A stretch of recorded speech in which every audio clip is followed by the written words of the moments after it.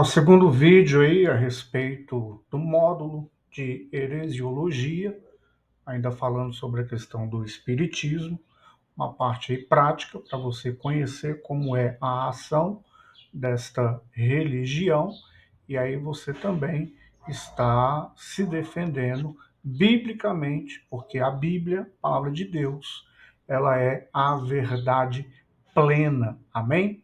Então, olha só, o segundo ponto que o Espiritismo atua muito é muito na questão da adivinhação e um segmento de poder.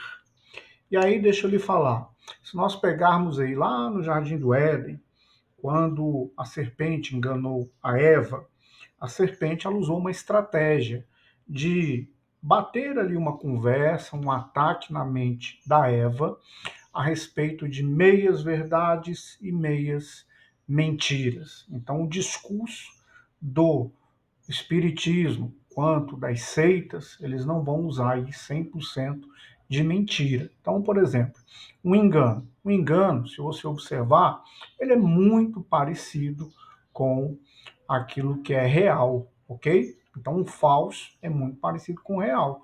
Vai se tornar um engano quando a pessoa descobre que estava enveredada por uma mentira, ok? Mas olha só, o braço do engano vai ser algo que seja falso. E o falso, ele vai procurar parecer com aquilo que é verdade ou aquilo que é verdadeiro. Então essa estratégia, ela é muito usada. E nessa estratégia muito usada, existem algumas coisas que acontecem dentro do espiritismo e aí, por acontecer, muitas pessoas passam a acreditar. E aí, nessa crença que elas passam a ter, elas vão muitas vezes levadas por isso, porque elas perceberam ali uma meia verdade, mas o restante da conversa toda, ou o restante do que está acontecendo, são puras mentiras, tá? Então a estratégia vai ser muito usada dessa forma. Falar meias verdades, meias mentiras. E além disso daí, o espiritismo, ele vai se valer daquilo que o ser humano, ele muitas vezes é aguçado, a questão do poder e recuperar as suas perdas. E aí, no caso, o espiritismo, ele vai sempre cobrar um tipo de pagamento. E aí esses pagamentos vão ser as alianças com os anjos caídos, com os espíritos malignos. E aí a pessoa passa a ficar aliançada em busca de poder. Então ali lhe é oferecido muitas vezes poder, lhe é oferecido o poder de conhecer além da vida terrena. Então eles têm uma curiosidade, como qualquer ser humano, uma curiosidade de como é que acontece quando uma pessoa morre, como é que é o outro lugar. Isso aí é uma curiosidade que acompanha o ser humano, e nessa curiosidade é despertado juntamente com as pessoas que acreditam no espiritismo, e por acreditar nessa questão, eles são aí levados a justamente a buscar o poder e um conhecimento que foge das escrituras sagradas, foge da nossa alçada, porque não é uma verdade. É uma ação maligna com muito engano, é uma ação maligna com discursos sempre tragos com meias verdades e meias mentiras. E essas meias verdades, elas vão acontecer por um conhecimento circunstancial da vida das pessoas que ali se submetem a crer naquilo que está acontecendo, tá? Então, dentro do espiritismo aí você vê várias coisas: consulta espiritual, cirurgia espiritual, trabalhos feitos, leituras dentro para estabelecer uma crença dentro de reencarnação e um conhecimento que, se você for observar, vai fugir de uma lógica humana, como falei no vídeo anterior.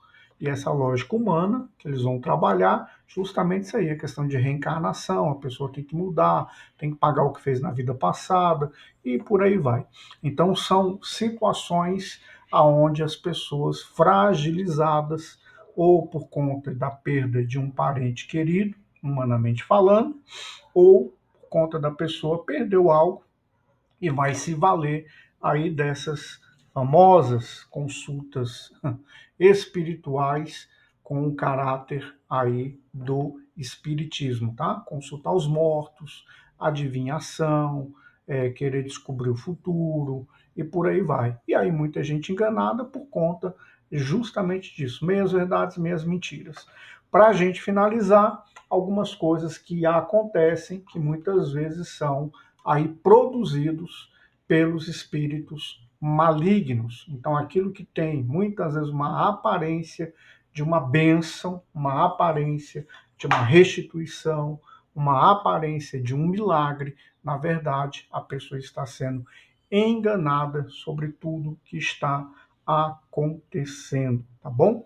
Sinais acontecem, mas não são operação vindas da parte do Senhor Deus. É tudo enrendado ali por um trabalhar dos anjos caídos, os anjos malignos, e muito engano, muita adivinhação e situações que prendem a pessoa dentro da sua fraqueza, tá? Ou aguçado por algo, que seja descobrir sobre o futuro, no caso uma adivinhação, que é diferente daquilo que Deus revela. Deus ele pode revelar, como ele revelou, por exemplo, para José em um sonho, revelou para ele o que iria acontecer sobre a terra através do sonho de Faraó. Deus dá visão para os seus servos, uma revelação é completamente diferente de uma adivinhação. E existe aí os espíritos malignos para trabalhar nas pessoas, para usar com esse caráter de adivinhação.